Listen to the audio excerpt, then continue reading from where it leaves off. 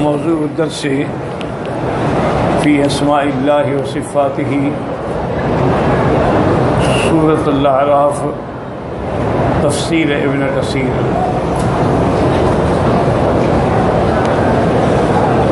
الحمد للہ رب العالمین، والصلاة والسلام علی اشرف الانبیاء و سید المرسلین، سیدنا محمد وعلی آلہ و اصحابہ اجمعین۔ اللہم صل علی سیدنا محمد وعلی آل سیدنا محمد کما صلیت علی ابراہیم وعلی آل ابراہیم فی العالمین انک حمید مجید۔ اعوذ باللہ من الشیطان الرجیم، بسم اللہ الرحمن الرحیم۔ وَلِلَّهِ الْأَسْمَاءُ الْحُسْنَى فَادْعُوهُ بِهَا وَذَرُوا الَّذِينَ يُلْحِدُونَ فِي أَسْمَائِهِ سَيُجْزَوْنَ مَا كَانُوا يَعْمَلُونَ۔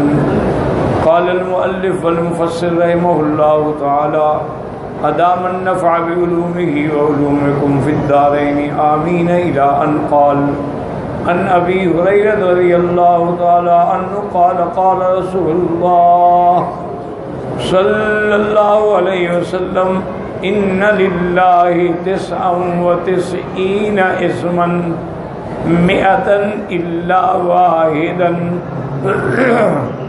من أحصاها دخل الجنة وهو وتر يحب الوتر۔ اخرجہ فی الصحیحین من حدیث سفیان بن عیینۃ ابی الزناد الأعرج عنہ۔ اب مفسر رحمۃ اللہ علیہ ان آیات مبارک کی تفسیر فرماتے ہیں۔ حضرت ابی ہریرہ رضی اللہ تعالی عنہ سے روایت ہے،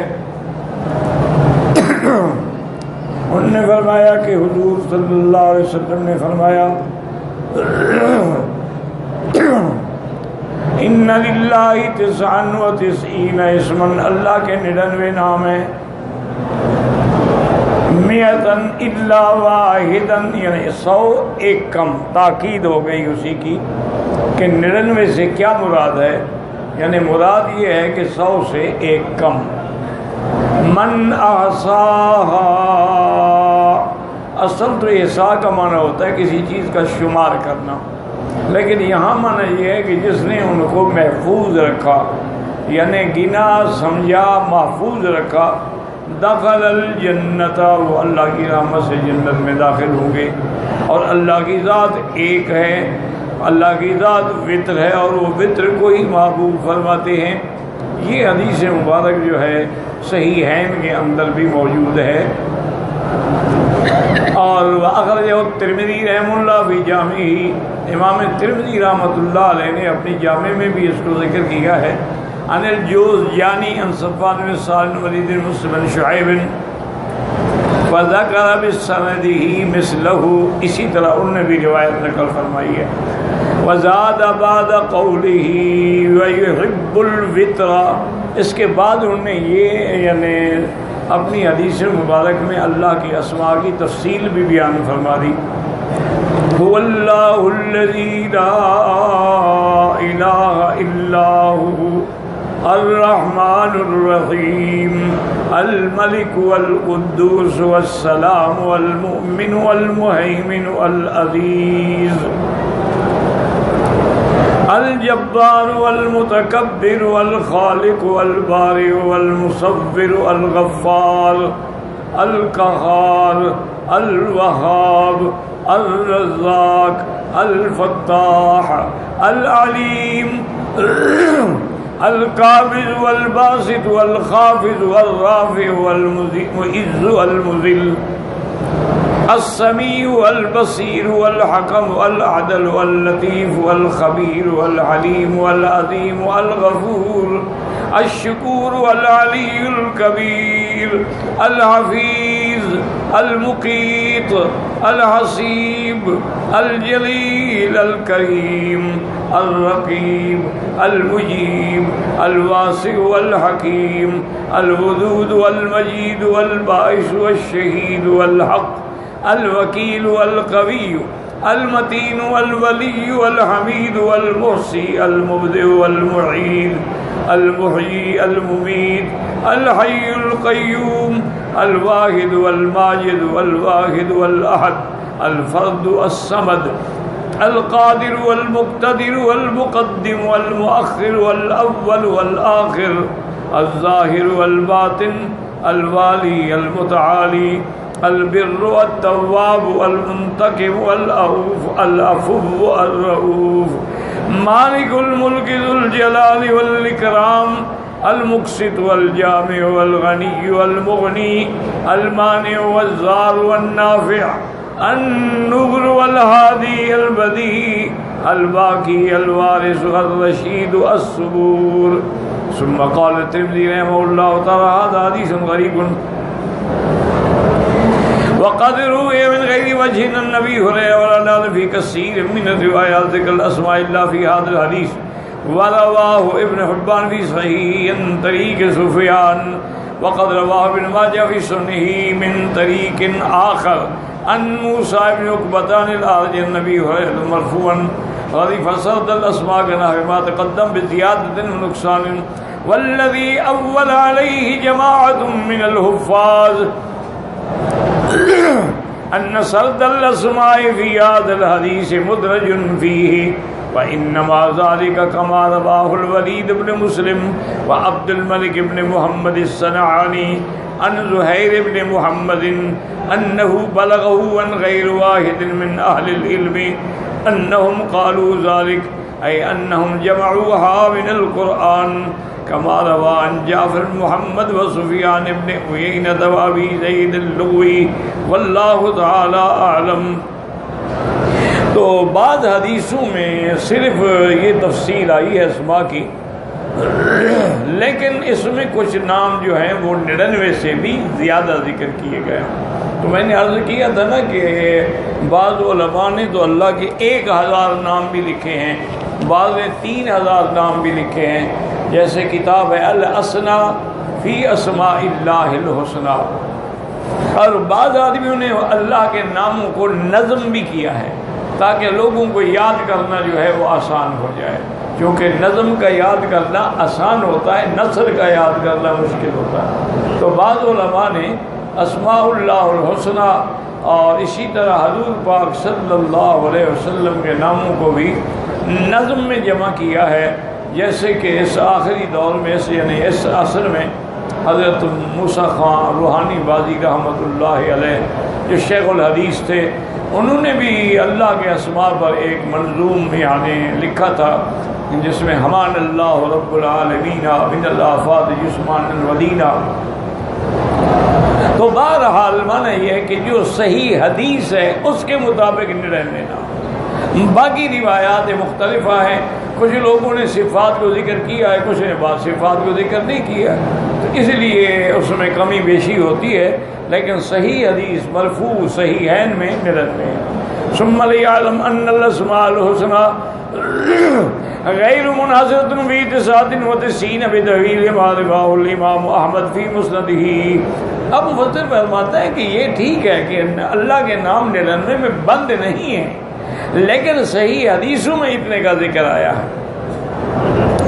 ان یزید ابن ہارون ان فضیل المرزوق النبی سلمۃ الجہنی القاسم عبد الرحمن نبی ان عبد اللہ بن مسعود رضی اللہ عنہ انه قال ما اصاب احدا قط هم ولا حزن فقال اللهم انی عبدك ابن عبدك ابن امتك ناصیتی بیدک ماض فی حکمک عدل فی قضاؤک اسألک بکل اسم هو لک سمیت به نفسک او انزلته فی کتابک او علمته احدا فی خلقک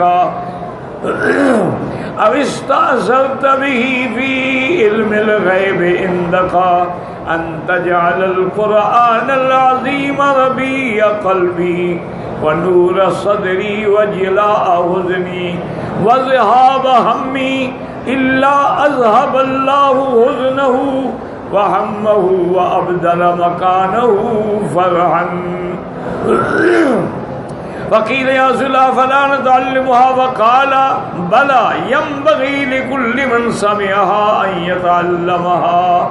تو اس حدیث مبارک میں حضور نے فرمایا ہے کہ جس آدمی کو کوئی ہم ہے، غم ہے، پریشانی ہے، مشکل ہے، اگر وہ یہ دعا مانگے گا اللہ سے ان الفاظ کے ساتھ، تو اللہ اس کے ہر ہم کو، غم کو، حزن کو بدل دیں گے، اس کے بدلے میں اللہ اسے خوشی نصیب فرمائیں گے. تو اس دعا میں بھی یہی ہے نا کہ اللہ ہم تیرے نام سے مانگ رہے ہیں، وہ نام جو آپ نے اپنے نام خود ذکر فرمائے ہیں یا کسی کو آپ نے ان کا علم عطا فرمایا ہے.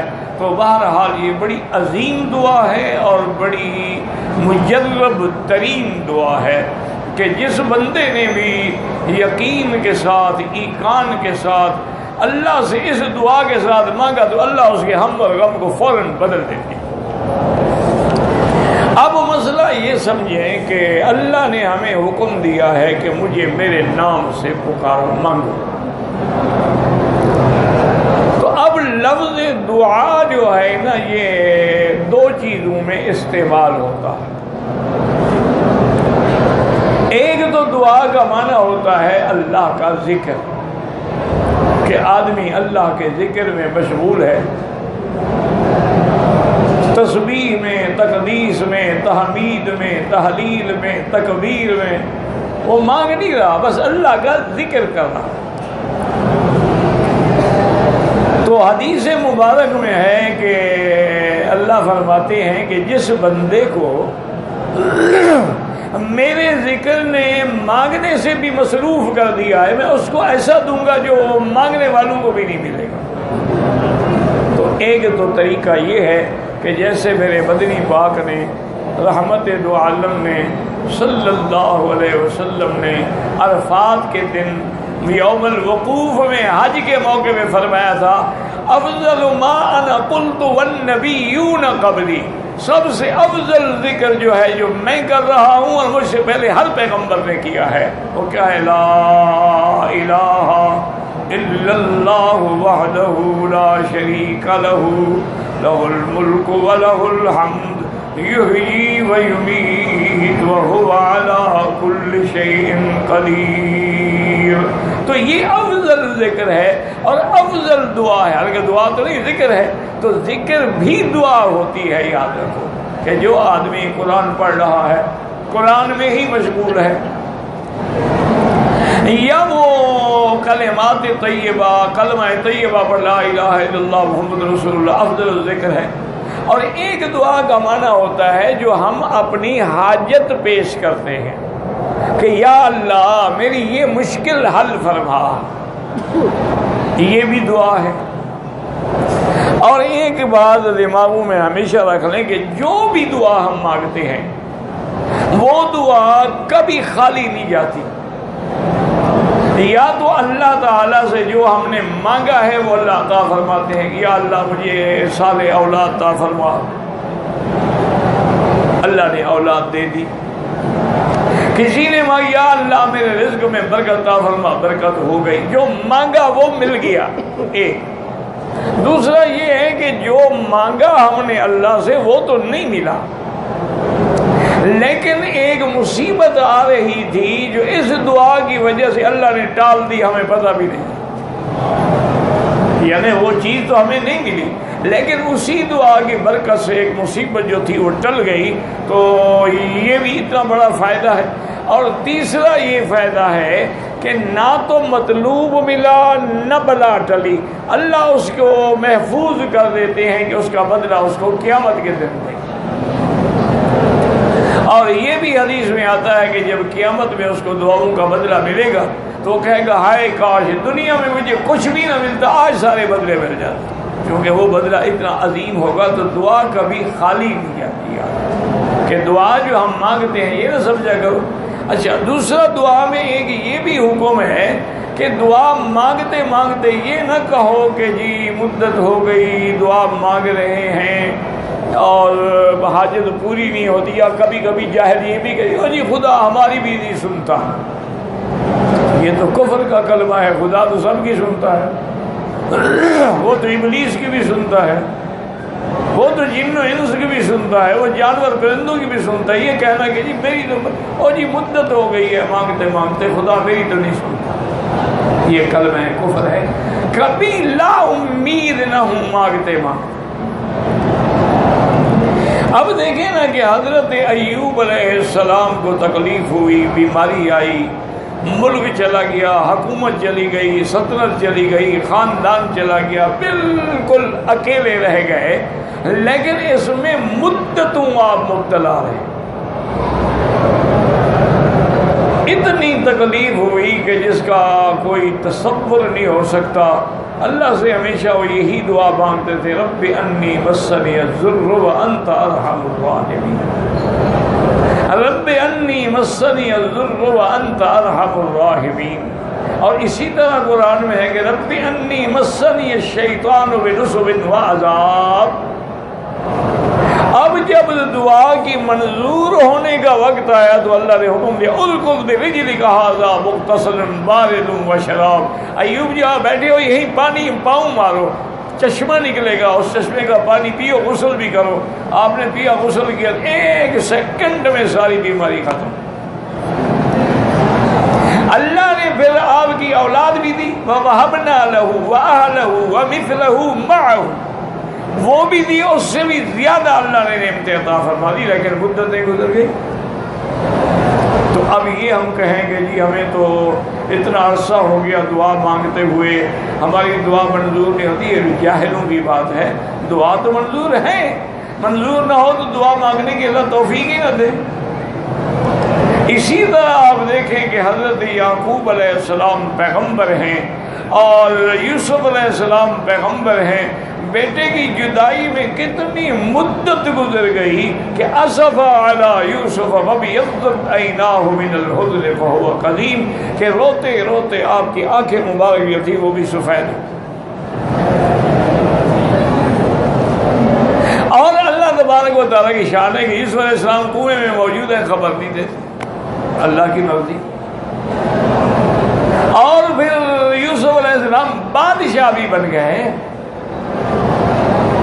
بھائی بادشاہ بننے کے بعد تو کوئی ایک سپاہی بھیج دیتے، ابے کو جا کے تسلی دے دو. جب اللہ کا حکم نہ ہو کیسے بھیجیں؟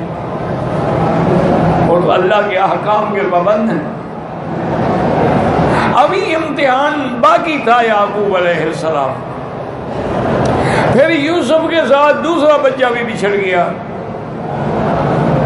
اب ایک ہی بات تھی کہ صبر جمیل، عسى الله أن يأتيني بهم جميعا. میں صبر کر رہا ہوں، امید ہے مجھے اللہ دونوں کو لائیں گے. اب جب اللہ تعالیٰ کا حکم ہوا اور ملاقات کی اجازت مل گئی، پھر بھی یا یوسف علیہ السلام نے قمیض بھیجا ہے، خود نہیں آئے. حالانکہ یاد رکھو یعقوب تو باپ ہے، یوسف علیہ السلام کو آنا چاہیے. لیکن آپ نے فرمایا کہ اذهبوا بقمیصی ھذا، میری قمیص لے جاؤ اور ابا کی آنکھوں پہ رکھ لو.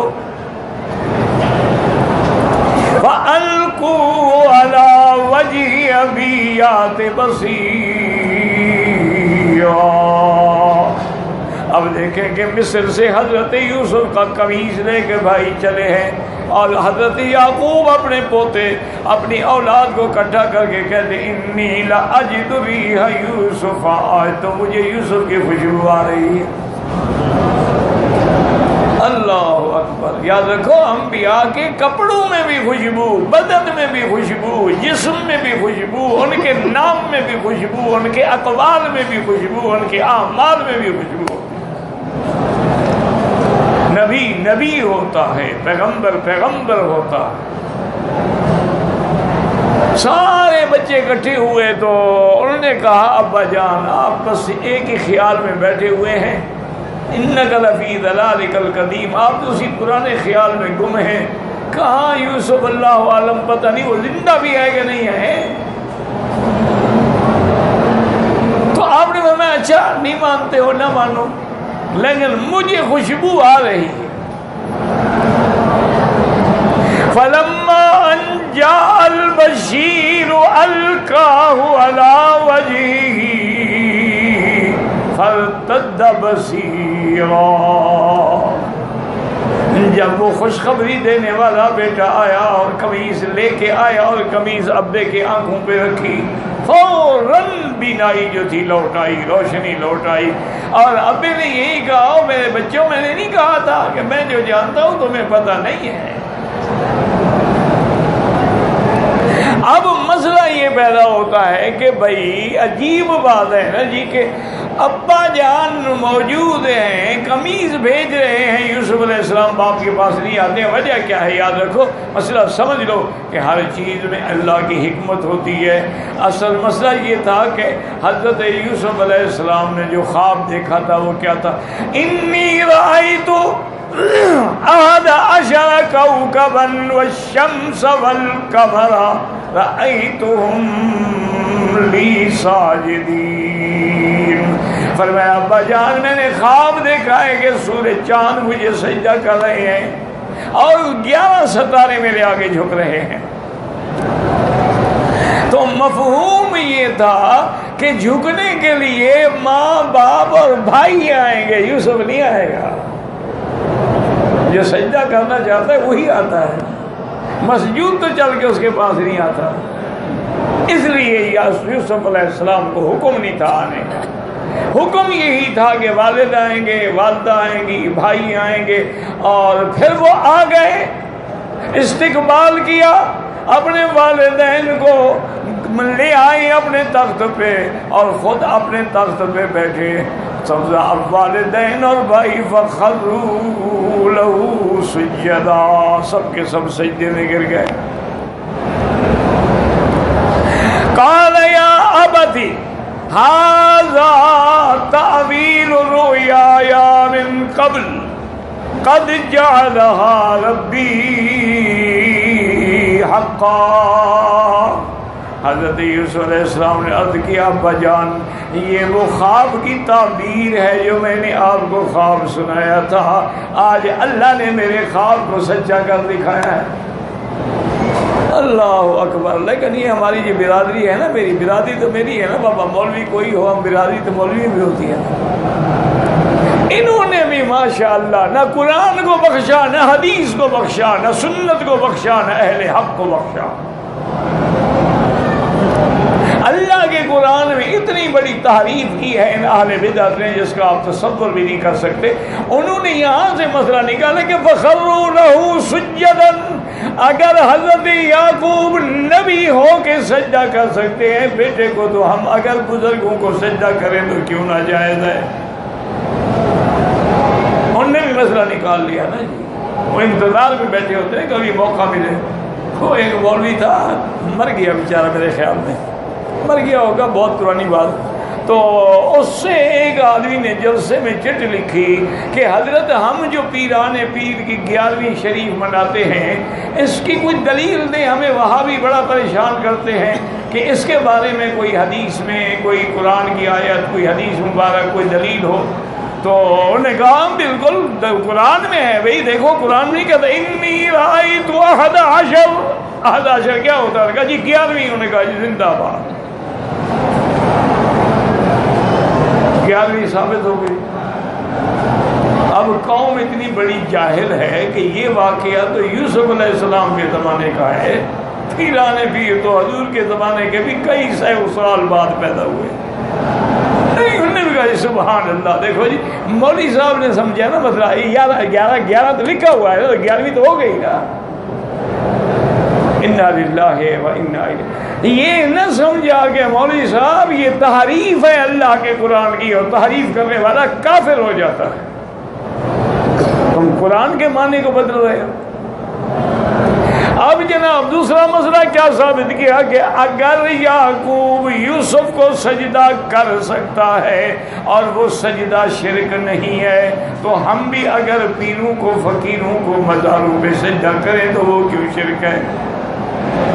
یہ ایک اور ان لوگوں نے کہا ہاں دیکھو جی بات تو ٹھیک ہے، اگر یعقوب سجدہ کر سکتا ہے، اگر فرشتے آدم کو سجدہ کر سکتے ہیں، تو یہ پیر بھی تو آدم کی اولاد ہیں۔ کتنا بڑا، پتہ نہیں خدا جانے یہ مریں گے نہیں یا خدا کو جواب نہیں دیں گے، قبر میں نہیں جائیں گے،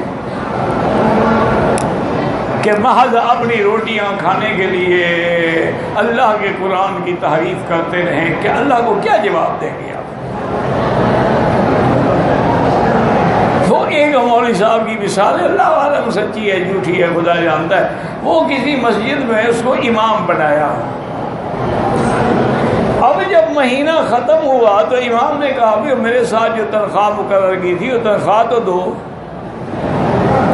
انہوں نے کہا مولوی صاحب صبر کرو، فصل آئے گا، گندم شدوں کی ڈھیریاں آئیں گی، پھر تمہیں دیں گے، ابھی ہم کہاں سے دیں؟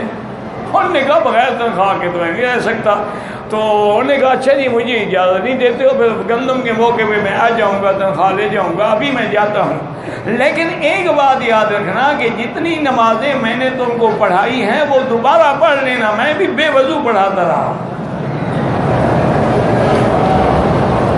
یہ ہے مولویوں کا حال۔ دعا کرو اللہ ہدایت دے۔ میں تو ہمیشہ کہتا ہوں کہ اگر اللہ مولوی اور پیر یہ دو انجن ہیں، ان کو ٹھیک کر دے نا تو گاڑی کے ڈبے خود بخود پٹڑی پہ آ جائے۔ اب انہوں نے یہ مسئلہ تو نکال لیا کہ جی سجدہ کیا، یہ نہ سوچا اللہ کے بندے آدم کو جو سجدہ کیا ہے وہ فرشتوں نے کیا ہے، انسانوں نے نہیں کیا۔ آدم کو جو سجدہ ہوا ہے وہ آسمانوں پہ ہوا ہے، وہ زمین پہ نہیں ہوا۔ اور ملائکہ نے جو سجدہ کیا ہے وہ حکم خدا بندی ہے کہ اذ قلنا للملائکۃ اسجدوا لآدم، وہ تو اللہ کا حکم ہے۔ اور یعقوب نے جو سجدہ کیا ہے وہ بھی اللہ کا حکم ہے کہ نبی کا خواب جو ہے وہ وحی ہوتی ہے، جب پیغمبر نے خواب دیکھا تھا تو وہ وحی ہے، وہ اللہ کا حکم ہے۔ اسی لیے فوراً حضرت یوسف نے کہا کہ ھذا تعویل رؤیا من قبل، ابا جان یہ وہ میرا خواب ہے، قد جعلھا ربی حقا۔ تو وہ تو اللہ کا حکم ہے، تمہیں کہاں اللہ نے حکم دیا ہے کہ قبروں پہ سجدہ کرو؟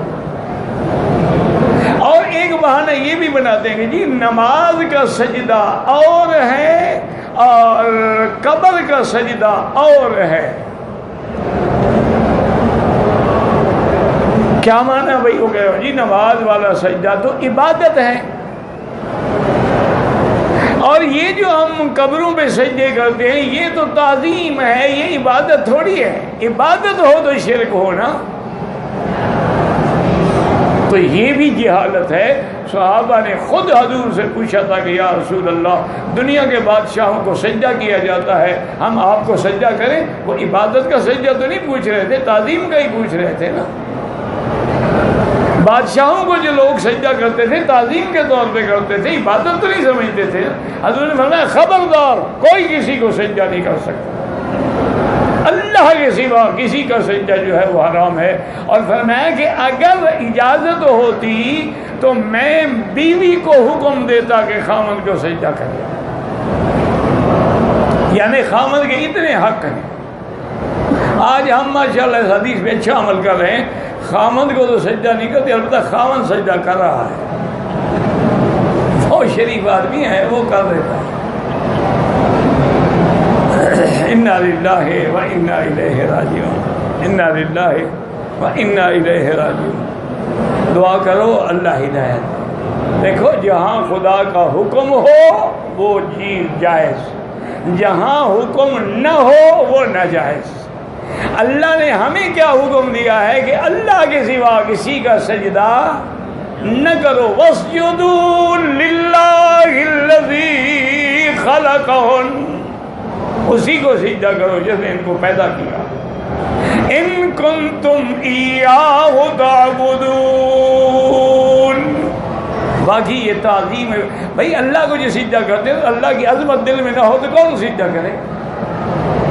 یہ تو اللہ کی عظمت ہے کہ اس کے سامنے ہم سر جھکاتے ہیں۔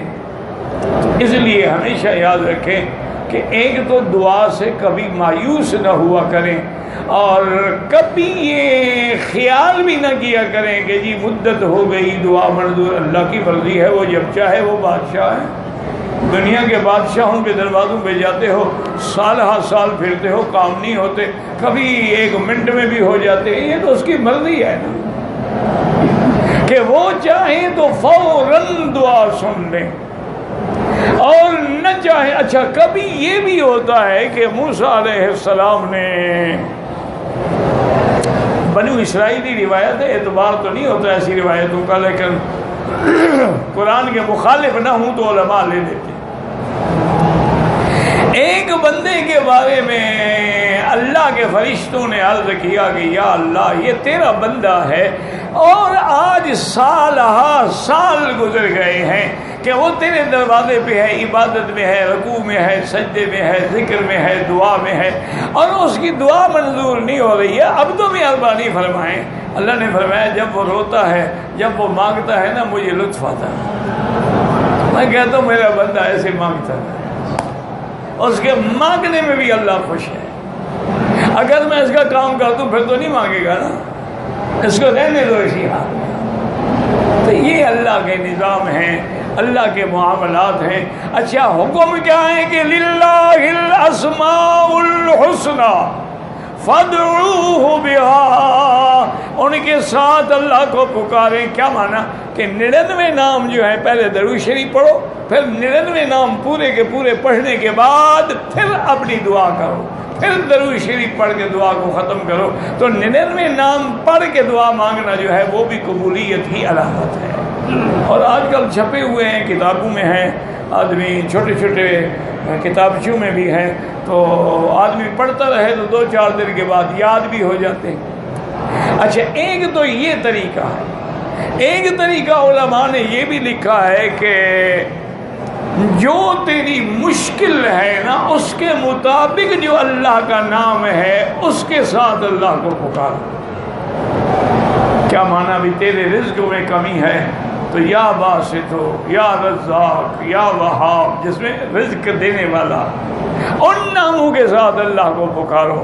گھروں میں جھگڑا ہے، بھائیوں میں جھگڑا ہے، میاں بیوی میں جھگڑا ہے، تو یا لطیف یا ودود، محبت کرنے والی تو اللہ کی ذات ہے نا، وہی پیدا کرتے ہیں۔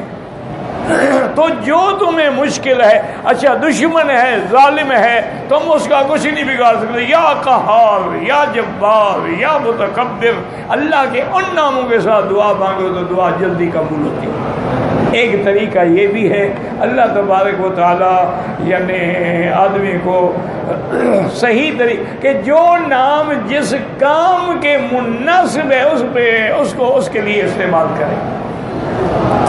اچھا کچھ لوگوں نے آج کل ایک نیا چکر چلایا ہوا ہے، وہ کہتے ہیں جی کہ تم اپنا نام بتاؤ اور ماں کا نام بتاؤ، پھر وہ اس کے اعداد نکالتے ہیں، پھر کہتے ہیں جی ہم نے اللہ کے ناموں کے بھی اعداد نکالے ہیں، تو تمہارے عدد کو یہ عدد موافق ہے، لہذا اسی کے ساتھ اللہ کا ذکر کیا کرو۔ یہ ناجائز ہے، جہالت ہے، اور ایک ایسا علم ہے جس کا ثبوت نہ قرآن میں ہے نہ حدیث میں ہے۔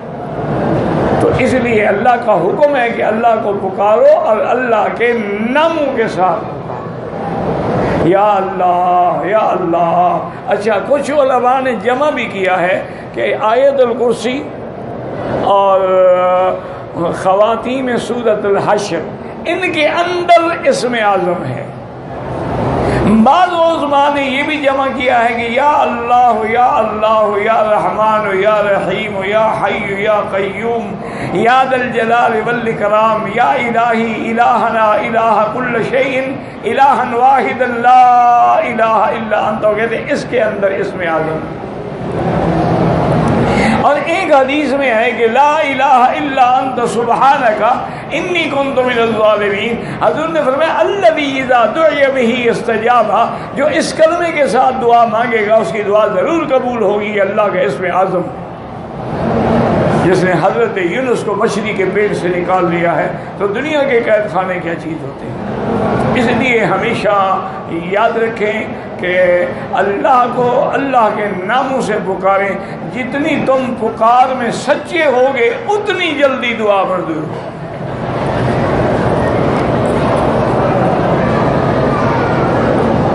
وقد اخرجه الامام ابو حاتم ابن حبان البتی فی صحیحہ بمثله وذكر الفقيه الامام ابو بكر بن العربي احد ائمه المالكيه في كتابه الاحوذي في شرح الترمذي ان بعضهم جمع من الكتاب والسنه من اسماء الله الف اسم والله اعلم. ابن عربی نے جو امام مالکیہ کے بڑے امام ہیں انہوں نے لکھا ہے کہ علماء نے قرآن و سنت سے اللہ کے نام جمع کیے ہیں تو 1000 نام ہیں. وقال له في ابن عباس في قوله تعالى وذروا الذين يلحدون في أسمائه قال الإلحاد الملحدين أن دعوا اللات في اسماء اللہ. یہ الہاد ہے کہ اللہ کے نام کو نعوذ باللہ بتوں کے نام پہ پکارا جائے جیسے لات جیسے عزا. وقال ابن جریج عن مجاہد رضی اللہ عنہ فی اسماء قال اشتقوا اللات من اللہ کہ لات جو ہے وہ کہتی ہے اللہ سے ہم نے مشتق ہے. والعزا من العزیز کہ عزا جو ہے یہ عزیز سے ہے. وقال قتادہ یلحدون یشرکون فی اسمائہ. وقال علی بن ابی طلحہ عن ابن عباس الالحاد التکذیب. الحاد کا معنی جھٹلانا. واصل الالحاد فی کلام العربی العدول عن القصد. الحاد کا معنی ہوتا ہے کہ صحیح رستے سے ہٹ جانا. والمیل والجور والانحراف اور ظلم ومن اللحد. اسی لیے قبر میں لحد کو بھی لحد کہتے ہیں کہ دیوار میں ایک طرف ہوتی انحراف الى جہت القبلۃ من ان سمت الحفر. تو اللہ تعالیٰ کے اسماء میں اللہ الحاد سے بھی بچائے اور اپنے نام کے ساتھ پکارنے کی بھی توفیق عطا فرمائے.